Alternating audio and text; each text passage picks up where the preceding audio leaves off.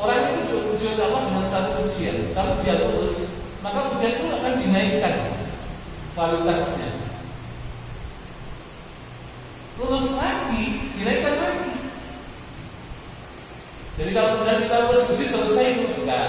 Selesainya manusia itu dalam ujian itu ketika di akhirat tidak ujian lagi. Makanya kalau benar pengen juara Allah minta ujian nanti. Nah, tapi kematian itu sendiri juga ujian, jadi nggak ada yang dalam nggak ujian tidak ada. Oleh karena itu bagi kita sekalian, ketika menghadapi ujian itu mari kita selalu sabar saja. Nah, oleh karena itu ayat yang berkaitan dengan kesabaran itu kan pada berkaitan dengan ujian itu kan firman Allah di dalam surat Al-Hadid. Ya. Ma shaba min musibatin fil ardi wala fi anfusikum wala fi anfusikum illa fi kitabin min qabli an nabra'aha inna dhalika 'ala Allahi yasir. Ma shaba min musibatin, tidak ada musibah yang menimpa fil ardi wala fi anfusikum, bukan di bumi ini dan termasuk pada kalian semuanya, illa fi kitabin min qabli an nabra'aha, kecuali sudah dituliskan oleh Allah Subhanahu wa taala sebelum segala sesuatu diciptakan oleh Allah. Kapan itu waktunya?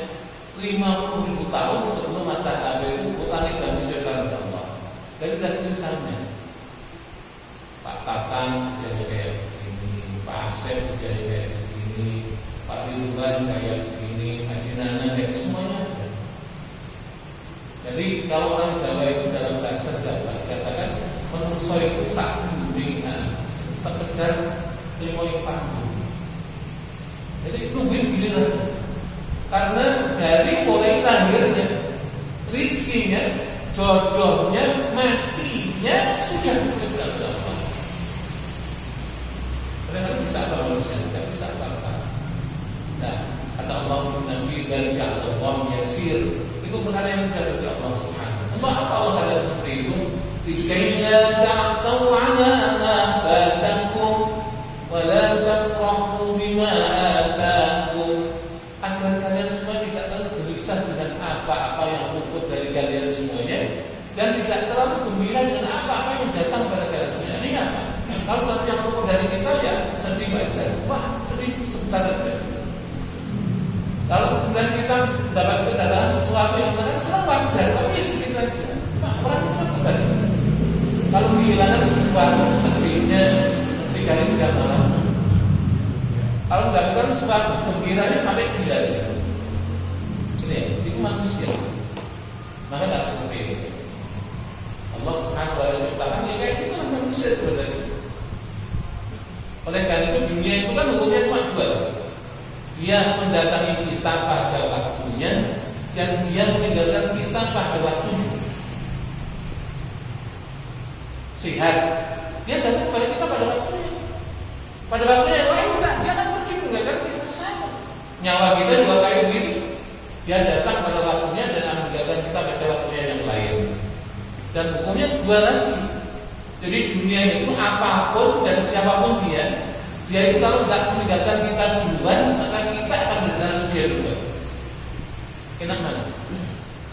Kita ditinggalkan oleh dunia duluan atau kita meninggalkan kita duluan? Sama aja. Kita dunia. Maka menghadapi ketahuan Allah seperti ini tidak ada kalimat lain kecuali kita sabar. Nah, ketika kita bisa sabar atas satu ujian, maka jangan kita menganggap sudah selesai. Enggak. Allah akan uji dengan ujian yang lain.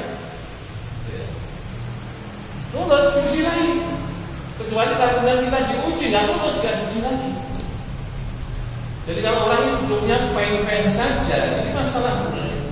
Kenapa Allah nggak uji? Mungkin malaikat akan uji juga lulus, akan diuji.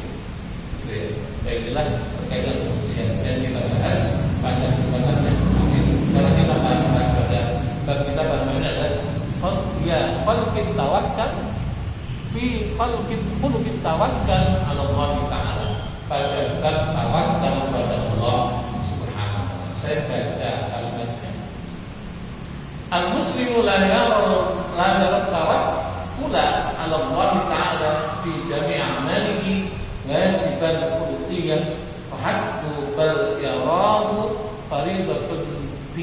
yang kedua.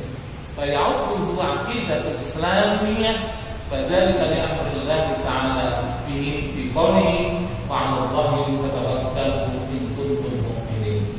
Orang Islam tidak melihat tawakal itu sebagai sebuah pekerjaan biasa yang punya wajib saja tidak. Tapi kemudian dia melihat bahwa masalah tawakal adalah fardhun diniyah, kewajiban agama. Bayatuhu aqidatul Islamiyah, jadi akidah Islam. Badan kali amrillah ta'ala, dan ini perkara yang diberitakan oleh Allah Subhanahu wa taala tentang itu semuanya pada firman-Nya wa 'alallahi fatawakkalu in kuntum mu'minin. Maka kepada Allah lah hendaklah kalian semuanya bertawakal apabila engkau beriman. Karena kalau beriman Allah tawakal. Ini jawabannya yang paling gampang bahasanya gitu. Jadi Allah itu punya takdir, Allah punya kudrah, Allah punya iradah, Allah punya kehendak, Allah punya ketetapan. Betul. Manusia punya keinginan, manusia punya kemauan, manusia punya rencana. Termasuk kemudian dia berikhtiar dengan rencana yang ada padanya berkaitan dengan keinginannya.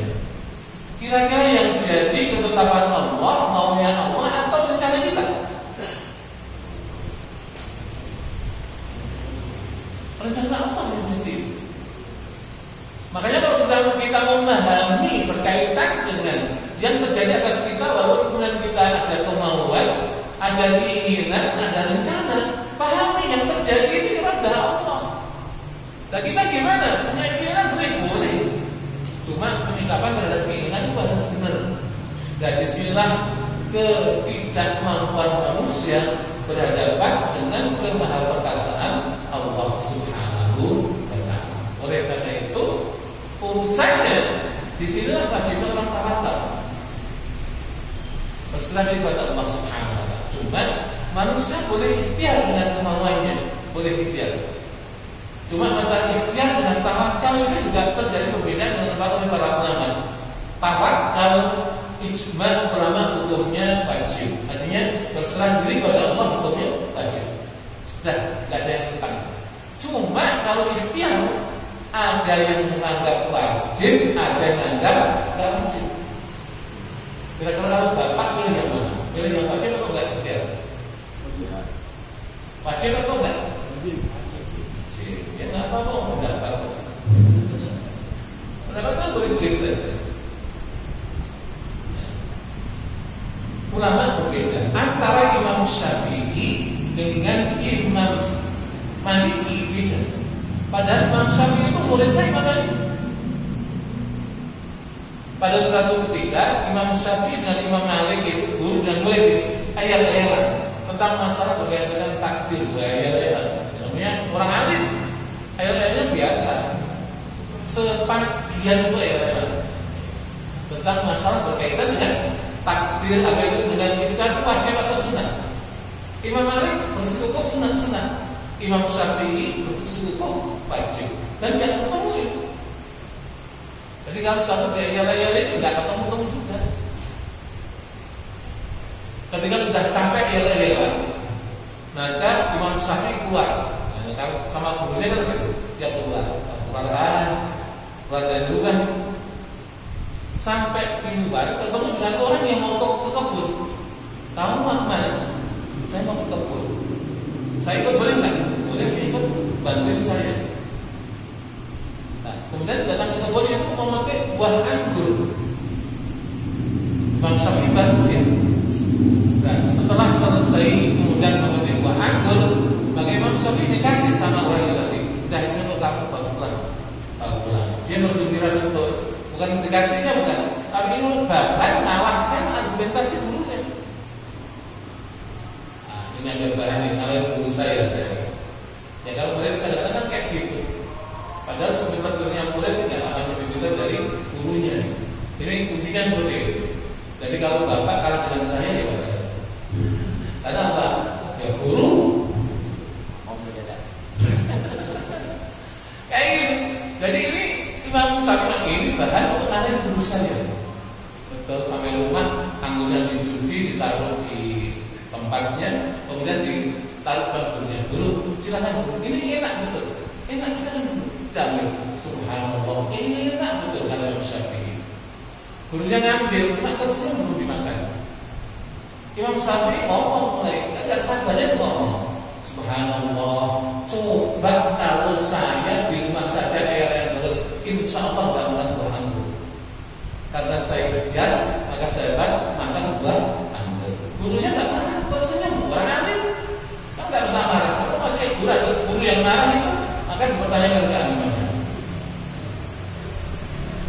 Gurunya ngambil juga dimakan, subhanallah, subhanallah, ini enak betul, anggur itu enak. Yang Imam Syafi'i tadi, coba kalau saya nggak keluar rumah cuma eleng seharian, insya Allah saya juga nggak akan anggur. Kira-kira masuk akal nggak? Perkataan Imam Syafi'i masuk akal ya? Yang wajib itu wajib masuk akal. Tapi Imam Malik enggak, habis makan itu subhanallah, alhamdulillah, enak betul, anggur itu enak betul. Namanya juga takdir, walaupun nggak kemana-mana, kalau takdirnya makan anggur tetap makan anggur. Masuk akal kan? Kayak gitu. Makanya kalau kemudian Sayyidina Ali radhiyallahu anhu itu kalau bahas takdir itu Pak, kayak orang masuk ke satu ruangan yang gelap yang ada cahaya, itu takdir. Oleh karena itu di dalam para ulama juga berbeda pendapat yang tajam berkaitan dengan takdir, tapi itu masalah yang biasa-biasa saja.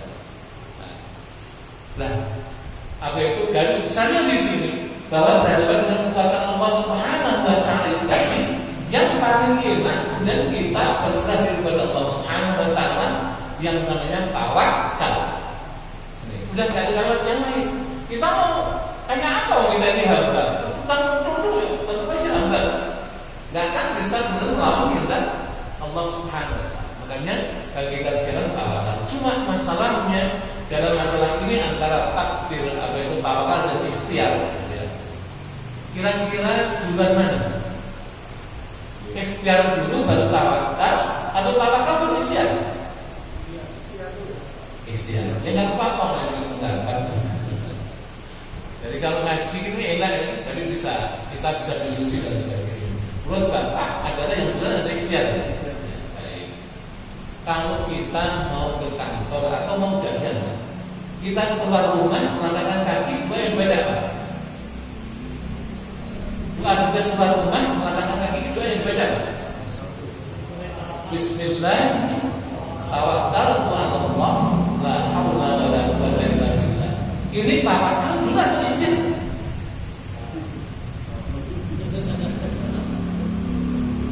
Kan kita baru melangkah, belum sampai pasar. Usahanya kan di pasar, usahanya kan di apa itu kantor, usahanya kan di toko. Tapi kenapa kita melangkahkan Bismillah, tawakkaltu 'ala Allah? Ayo, benar-benar kita harus tawakal. Bingung kan? Inilah kemudian terjadi perdebatan di antara para ulama bahwa apakah yang beri tawakal dulu atau ikhtiar dulu. Maka saya mengambil garis tengahnya, harusnya di dalam ikhtiar ada senantiasa tawakal dan dalam tawakal harus ada ikhtiar. Ini garis tengah, meja jelas. Cuma yang ekstrim tadi kalau bukan tawakal atau ikhtiar, katakan gini orang, usaha dulu mentok baru tawakal. Ini kadang-kadang keliru kayak gitu. Kelirunya apa? Orang berhasil nanti kadang kalau saya usaha, alhamdulillah dengan usaha saya dikabulkan oleh Allah. Coba kalau nggak usaha, seakan-akan usahanya segala-galanya. Ini tauhid ya. Jadi kita kemudian ikhtiar dulu baru tawakal. Dah ikhtiar sudah tinggal tawakal. Dan ini manusiawi karena banyak orang yang seperti itu. Nah kalau berhasil gitu, alhamdulillah dengan ikhtiar saya Allah hasilkan. Seakan-akan bahasanya alhamdulillah dengan ikhtiar saya Allah hasilkan. Jadi yang menjadikan berhasil apa? Ikhtiar, bukan Allahnya. Ini kekeliruan yang fatal. Dalam bahasa tauhid, kalau bahasa umum atau manusiawi ya manusiawi aja. Disebut manusiawi umum itu kan orang lain, orang banyak melakukannya. Cuma kemudian kita ngambil pokoknya dari tauhid seperti itu. Dan disinilah yang harus kemudian kita luruskan. Dan kita sering salah. Saya pernah menggambarkan gini, ketika malam hari anak kita panas sampai dengan 40 derajat, kira-kira yang kita pikir apa? Dokter mana yang bukan? Habis itu kemudian, dokter sana, bukan berapa jam kita ke sana langsung. Sampai sana sama dokter, Pak, ini bukan obat ini. Yang kedua, yang kita pikir apa? Apotek mana dia yang buka? Oh, di sana ada apotek, sana lagi sana. Boleh dapat obat, serahkan kepada dokter ini. Nanti apa itu dikasih obat, alhamdulillah Allah kasih sembuh. Kemudian kita mengucapkan alhamdulillah. Allah urutan berapa? Allah urutan berapa? Ketiga, pertama kan dokter, kedua apotek, ketiga obat, keempat dan baru alhamdulillah. Kira-kira kalau dari tauhid sama atau benar? Inilah yang harus kita mengontrol tauhid kita. Coba kalau kemudian kita renungkan, kira-kira orang meninggal dunia atau anak meninggal dunia cara apa? Karena sakit? Enggak. Kita ini keliru lagi, banyak keliru. Orang meninggal itu karena sakit? Enggak. Orang meninggal itu karena kontrak umurnya habis. Kan dicabut oleh malaikat Israel, gara-gara Israel itu. Kan gitu. Banyak kan Pak, dokter saya pernah khotbah di RSPAD, rumah sakit RSPAD. Saya nungguin seorang profesor itu namanya sama dengan saya, cuma dia ahli jantung. Jadi Profesor Zainul Mustafa itu pakatnya baru koroner, sama profesor ya. Dia ngomong sama saya, Mas, sampai mungkin saya dulu, saya akan supervisi calon dokter lagi operasi di ruang operasi jantung. Setengah jam. Dia supervisi Pak, yang profesor. Ini calon dokter. Setengah jam kemudian telepon saya, Mas, maaf ya, tunggu sebentar. Ini ada masalah apa? Yaudah Pak, urusin aja. Begitu balik, berusaha meninggalkan gagal. Dia ngomong, Mas, alhamdulillah operasinya berhasil. Cuma yang operasi meninggal. Unik kan? Unik. Yang operasi sukses, operasi, tapi yang operasi meninggal. Yang calon dokter mati. Ayo jangan bilang malaikat salah cabut sudah. Kunci. Ya itu tadi masalahnya meninggal itu karena memang dicabut umurnya oleh malaikat Israel, bukan karena sakit. Nah, cuma kenapa rata-rata itu kebanyakan orang itu kalau mau meninggal itu sakit dulu. Nah, ini rahmat Allah yang besar. Yang sabar. Kenapa? Allah berkehendak untuk mengampuni dosanya, maka juga sakit dulu. Mudah-mudahan dengan sakit dia sabar. Ketika sudah sabar, Allah ambil dosanya baru nanti. Seperti itu. Jadi ketika orang meninggal dunia, ya kayak gitu masalahnya itu. Oleh karena itu, keliru kita kalau orang sakit sifat meninggal dunia, innalillahi wa inna ilaihi raji'un. Sakit apa? Seakan-akan sakit itu penyebab meninggal. Penyebab meninggal itu adalah karena dicabut rohnya oleh malaikat Israel. Kalau meninggal itu sebab sakit, nggak ada dokter mati. Apa? Jantung bisa transplantasi. Ginjal, apa ginjal malah gampang, itu ya. Namanya operasi khusus buntu itu coba sambil merokok, karena saya gampang. Ya, jadi kalau kemudian orang meninggal karena sakit, nggak ada dokter mati, tapi dokter mati juga. Ini menguatkan kepada kita sekalian bahwa saudara sekalian bahwa meninggal itu harus datang urusan daripada malaikat Israel. Balik kepada masalah tawakal. Disinilah lemahnya manusia, doifnya manusia. Jadi tidak ada flat, tidak saya letakkan meninggal orang kapan itu dia sudah. Tinggal kita ini menunggu giliran saja. Ya Pak Tata. Masalahnya Ustaz ambil kajian dulu atau Ustaz dengan dulu gitu.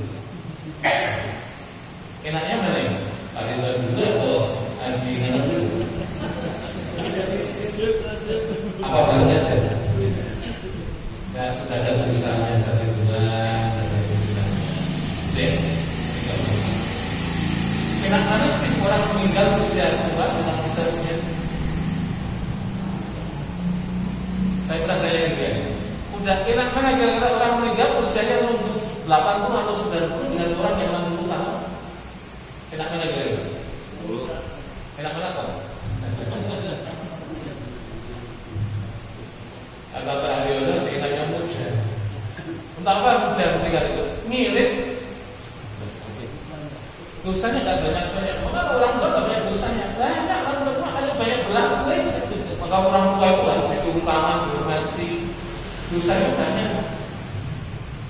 Jadi ya, oleh karena itu, tapi ini nggak ada pertanyaannya. Sekalian waktunya masing-masing. Justru kadang-kadang mereka itu paling gemes dengan yang umur 50 tahunan. Yang 60 tahun itu insya Allah lolos. Kayak Pak Dinana itu pun yang insya Allah panjang. Satu bulan nggak tahu saya.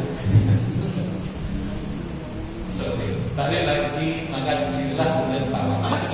Oleh karena itu sebenarnya idealnya tadi antara ikhtiar dan tawakal itu kan.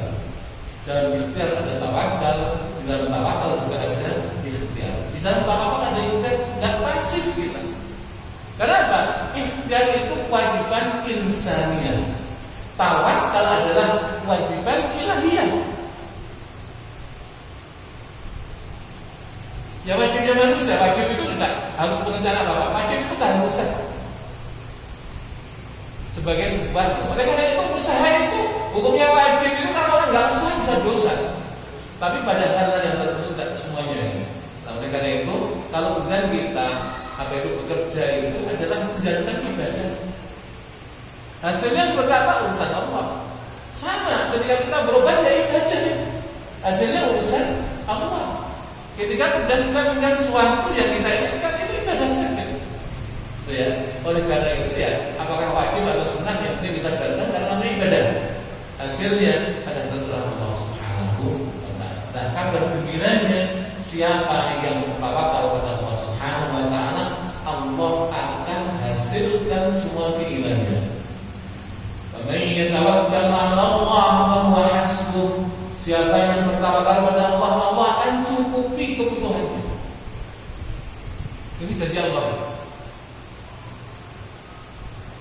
Man yatawakkal 'ala Allah fa huwa hasbuh. Inna Allah balighu amrihi qad ja'ala Allah li kulli syai'in qadra. Man yatawakkal 'ala Allah fa huwa hasbuh. Siapa yang bergantung pada Allah, yang bertawakal pada Allah, fa huwa hasbuh, maka Allah lah yang kebutuhannya. Bapak suka lihat burung yang liar itu saya. Ada burung yang sarjana enggak?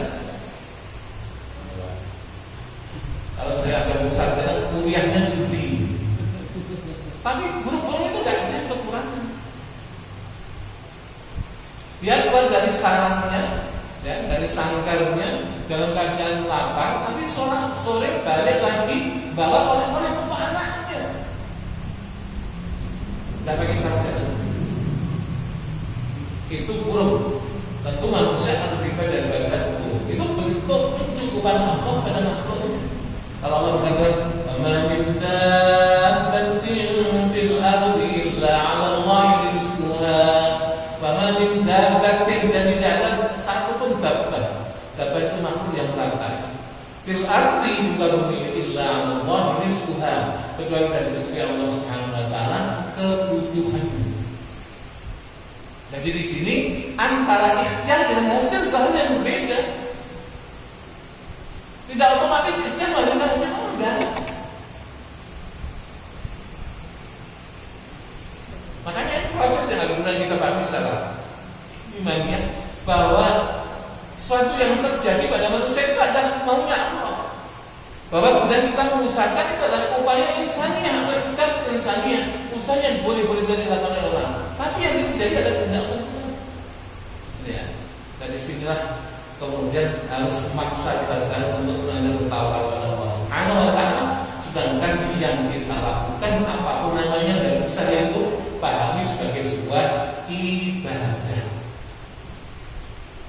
Sehingga apa? Kalau kita berhasil juga kan kita nggak jumowo. Bukan karena hebat kita, bukan karena pintar kita, bukan itu sebenarnya bukan. Tapi karena kemauannya Allah dia berhasil. Sama, ketika kita gagal juga kayak gitu, bukan karena kita bodoh, bukan.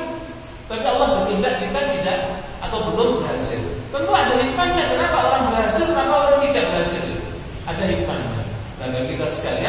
Kalau kemudian kita arahkan ke tauhid, yang penting bagi kita saja memahami satu salah hikmah tadi. Jadi memahami suatu dengan hikmah itu suatu yang penting banget. Sehingga apa? Itu tadi ikatan manusia dengan Allah tidak putus gara-gara itu kan bersandar pada hikmah itu. Jadi kalau kemudian kita melihat sejarahnya antara Nabi Khidir, orang yang dengan Nabi Khidir dengan Nabi Musa, kira-kira pinter mana Nabi Musa dan Nabi Khidir? Pinter mana Nabi Musa dan Nabi Khidir? Nah, dalam masalah syariat memang Nabi Musa. Oh, Nabi Musa itu kan Rasul, Nabi. Nabi Khidir itu Nabi kok bukan Rasul. Tapi masalah hikmah, Allah lebih melebihkan Nabi Khidir dibandingkan dengan Nabi Musa. Coba di dalam surat Kahfi, ceritanya panjang sekali. Ada anak kecil disembelih. Nabi Khidir, ya kayak gitu. Dalam bahasa Jawa itu nyoloweti. Nyoloweti itu nggak wajar. Ya kan anak kecil, bayi, kan dia orang punya dosa, tapi udah disembelih. Yang dari awalnya Nabi Musa dipanggil Nabi Khidir, jangan engkau bertanya terhadap perbuatanku. Kalau kemudian engkau bertanya, maka kita berpisah dengan pertanyaan itu. 3 pertanyaan. Ada perahunya dibakar, anak kecil disembelih, dan ada satunya lagi saya akan lupa, kayak gitu. Maka ketika itu tidak nahan hatinya Nabi Musa, akal Nabi Musa, ditanyakan oleh Nabi Musa kepada Nabi Khidir. Maka dijawab. Dan Nabi Khidir mengatakan, saya akan jawab ini dan ini adalah tanda kebesaran kita. Di antaranya kenapa anak kecil itu disembelih dibunuh? Karena anak kecil ini punya orang tua yang soleh. Kalau dia dibesarkan besar, nanti dia akan membunuh orang tuanya. Maka dibunuh dulu. Lah kok tahu Nabi Khidir tentang itu? Allah yang kasih tahu. Ini hikmahnya. Oleh karena itu, Pemain hikmah faqad utiya khairan katsira. Karena saya diberikan oleh Allah hikmah, maka hikmah maka sungguh dia dari Allah karena dia banyak. Nah, pada kita sekarang kadang-kadang berpikirnya belum sampai pada hikmah. Kita terbatas pada sebab dan akibat. Itu masalahnya. Kita belum pada hikmah. Nah, pada apa itu takdir Allah bukan hikmah. Kenapa orang dijadikan oleh Allah usaha tak berhasil? Allah tahu orang ini kalau dijadikan berhasil itu tampilan banget. Oleh karena itu tidak usah berhasil. Biar doa terus, biar ibadah terus. Kayak gitu. Aja itu rahasianya. Kenapa orang ini sakit gak sembuh-sembuh, padahal sudah berobat dan sebagainya, sudah berdoa dan sebagainya? Allah tahu. Orang ini kalau kemudian disebutkan dibiarkan sehat terus, malah gak kena pada Allah. Oleh karena Allah jadikan dia gak sehat. Kayak gitu ada hikmah besar. Dan disitulah wilayah yang manusia nggak tahu, yang kadang-kadang manusia protes pada Allah atau ingkar pada Allah. Bagi kita sekarang yang tahu pada Allah Subhanahu Wa Taala itu adalah kemauan Allah yang harusnya kemudian kita ikuti, itu tawakal. Cuma tadi kata kemudian kita ini paling banyak maunya sehingga untuk tawakal langsung juga susah, gitu ya. Karena apa? Ya tadi potensi apa ya? Pengayalnya paling banyak sehingga nggak mau tawakal lagi. Kita sekalian, maka setelah ngaji ini maka harus menyeimbangkan antara tawakal dengan ikhtiar. Maka akan menghasilkan kayak ini. Kalau kemudian kita bareng ada tawakal dengan ikhtiar, maka ketika Allah menghasilkan apa yang dimaui oleh kita sekalian, sebenarnya ada hikmah yang besar. Apa hikmah yang besar itu? Ketika kita berhasil dalam sesuatu, mungkin ini ada sesuatu yang baik bagi kita sekalian, atau mungkin Allah ingin menguji dan keberhasilan. Dan dengan diuji oleh Allah dengan kebaikan, maka kita harus hati-hati. Maka pertemuan yang harus saya sampaikan, ujian itu ada 2 model. Ada musibah bil khair, ada musibah bil syarr. Musibah bil khair itu sesuatu yang menimpa kepada kita sekalian yang tampaknya menyenangkan. Tapi itu musibah. Tapi musibah bil syarr adalah sesuatu yang datang kepada kita sekalian, tapi tampaknya tidak menyenangkan. Ini juga ujian dari Allah Subhanahu Wa Taala. Cuma kita dengan bahasa akal adalah nimbang enak mana orang diuji dengan kenikmatan dengan dibandingkan dengan orang diuji dengan kemaslahatan, dengan penyakit. Enak mana gitu?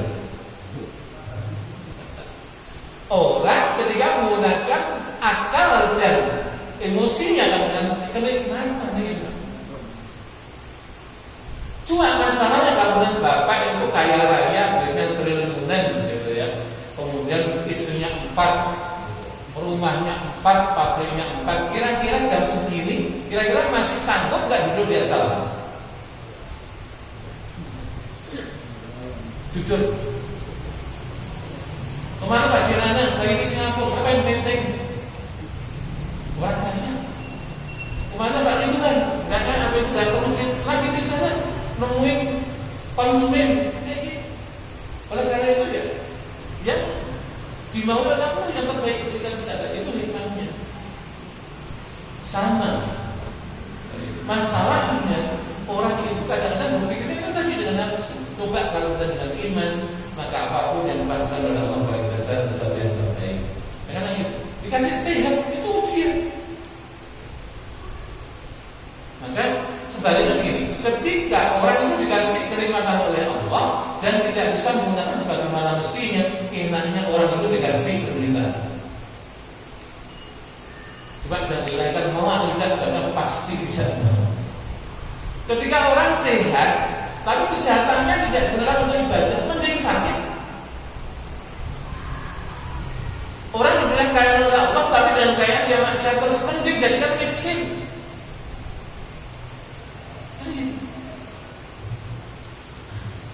Orang dikasihkan oleh Allah Subhanahu wa Ta'ala apa itu kekayaan yang berlimpah gitu, tapi digunakan untuk maksiat, tidak berani berdukung terus, peler terus, ke diskotik terus, gandeng perempuan terus, mending dikasih miskin. Kan gitu. Makanya tujuannya bukan ujian dari Allah. Jadi yang nikmat juga dari Allah, yang tidak nikmat juga dari Allah. Cuma masalah ini kabar gembiranya, terlalu banyak orang yang diuji dengan kenikmatan tapi tidak lulus, tapi diuji dengan penderitaan malah lulus. Coba sakit terus, astagfirullahaladzim, tak lain kemana-mana sakit. Astagfirullahaladzim, itu ada mas yang kenapa sakit? Kan itu yang paling banyak. Justru banyak yang lulus itu. Nah, cuma masalahnya kenapa juga orang diuji dengan kenikmatan banyak yang lulus, karena kenikmatan dianggap sebagai bukan ujian. Padahal sebenarnya ujian. Seperti makanya saya balik lagi, enak sehat atau enak sakit?